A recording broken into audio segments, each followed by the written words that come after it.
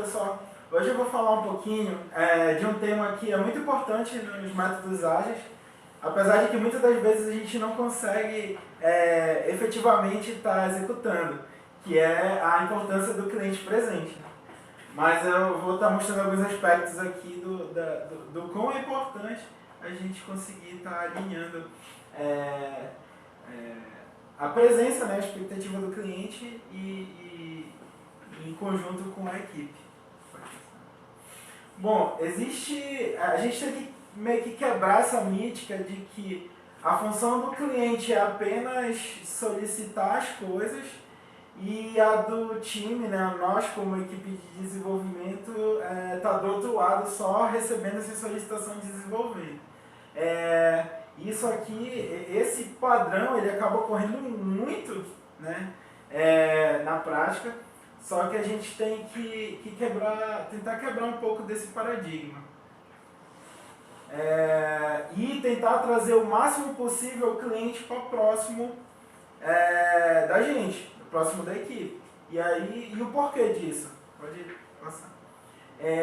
Bom, primeiramente, a presença do cliente ela é importante para a gente tirar aquelas dúvidas e aqueles detalhes relacionados à tarefa que está sendo demandada. Muitas das vezes o cliente pede algo abrangente, tão abrangente que quando a gente transforma ele em features, aquilo ali ainda está, digamos que um épico para a gente. Aquilo ali não tem a profundidade de detalhes para a gente dividir as tarefas e conseguir realmente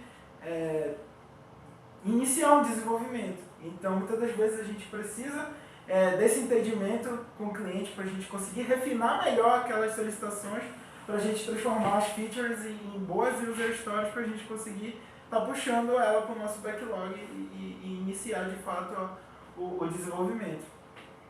Outra questão é para a gente evitar o trabalho especulativo. O que seria o trabalho especulativo? É a gente supor que aquele cliente vai precisar de determinada funcionalidade. Então a gente acaba despendendo mais esforço naquela tarefa que era mais simples, porque a gente acha que o cliente vai precisar de aquele botão, mais aquele campo. E aí a gente vai lá e desenvolve. Mas muitas das vezes ele nem vai usar aquilo. Então, estando com essa comunicação direta com o cliente, a gente consegue detectar as coisas que realmente não, olha, aquilo ali não vai ser preciso, eu só quero a coisa mais simples e pronto. E aí eu não preciso estar pensando no que sair desse achismo, né, de o cliente vai precisar de mais isso, mas às vezes a gente nem precisa disso. Pode passar. E a questão do feedback. Muitas das vezes a gente não precisa esperar uma sprint review para a gente coletar um feedback específico do cliente em relação ao andamento da execução da nossa tarefa. Se ele está próximo, né, a gente consegue montar um protótipo, desenvolver uma tela e já validar com ele. Não, você acha que assim dá para melhorar? E aí a gente, com esses feedbacks, a gente já vai aprendendo também a melhor forma de estar desenvolvendo aquela feature, sem precisar esperar o final de uma sprint para poder coletar esses feedbacks. Então, só para exemplificar um pouquinho, na metáfora do carro em linha reta. Tipo, se você estiver numa estrada, numa autoestrada, numa BR da vida, e segurar no volante, assim, bruscamente, assim, no volante, e tu seguir na pista, direto. Em algum momento, né, se tu fizesse de forma brusca, em algum momento, tu, querendo ou não, tu vai acabar saindo da pista. Ou, se tu quiser fazer movimentos muito bruscos de zigue-zague, tu vai ter problemas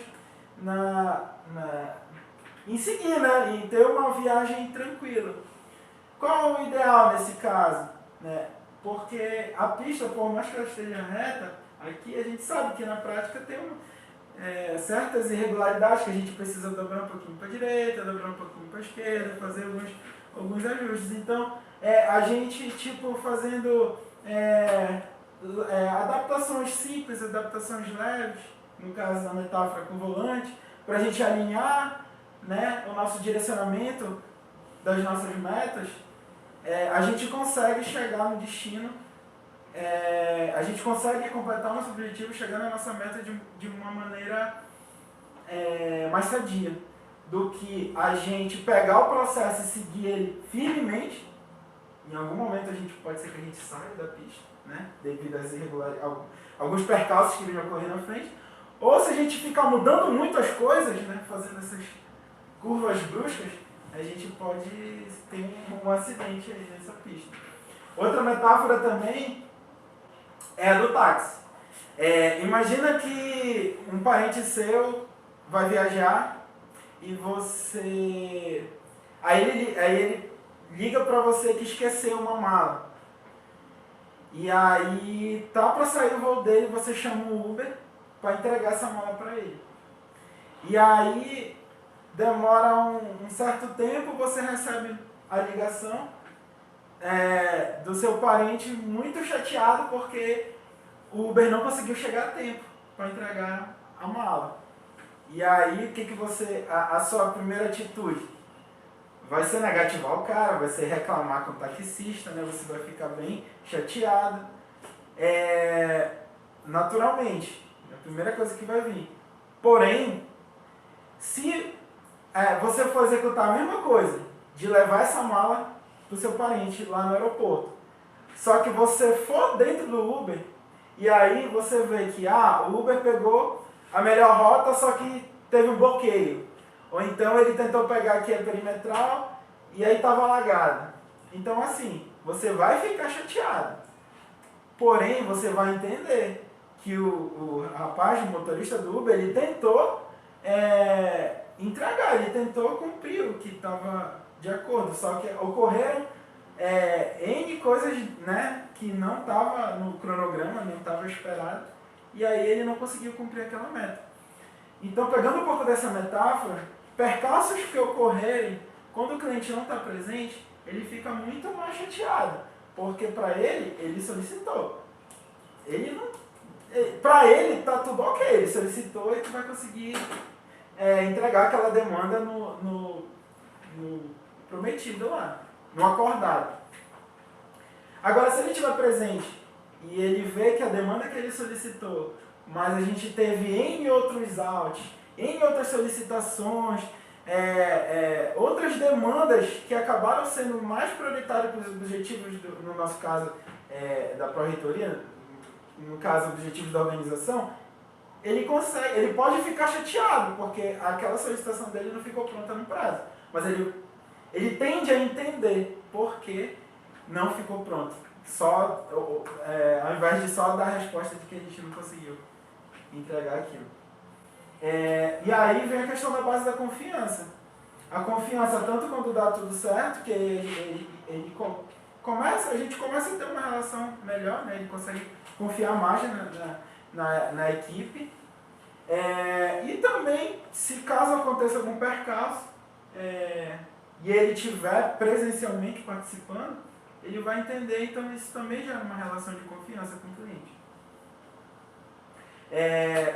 Até porque na nossa área a gente sabe que é muito específica, né? Em comparação, né, com outras áreas. Por exemplo, a questão de produto. Se eu pedir um iPhone e aí ele está amassado. Quando eu compro o iPhone eu vejo que ele está amassado. Eu pego nele, eu consigo verificar no tácito, né, que aquele produto está com determinado problema. E aí eu logo imediatamente, né, consigo, né, enfim, pedir a troca, né, buscar, né, solucionar esse problema. Agora a questão do serviço é um pouco mais complicada, porque para o usuário ele pede aquela coisa e ele vai, né, através do seu uso,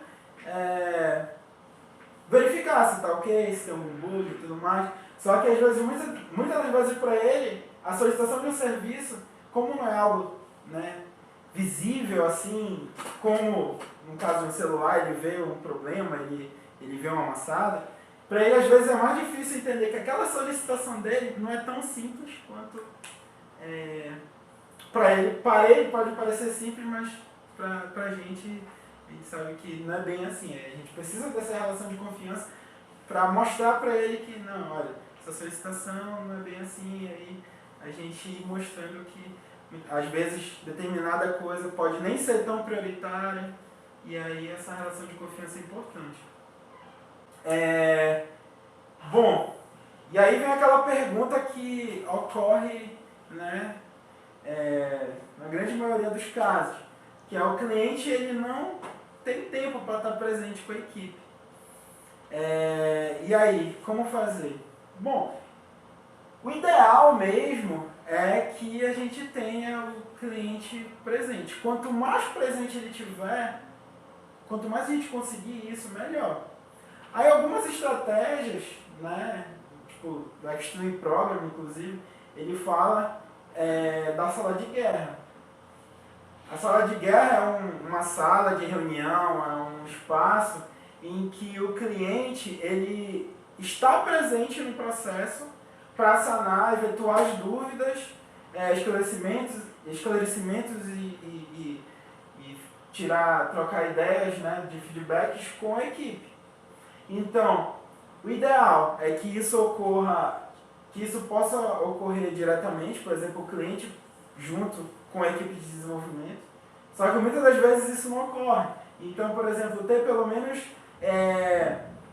um local para essa equipe junto com o cliente se reunir, por exemplo, uma vez no dia, ou então semanalmente, ou então durante a sprint.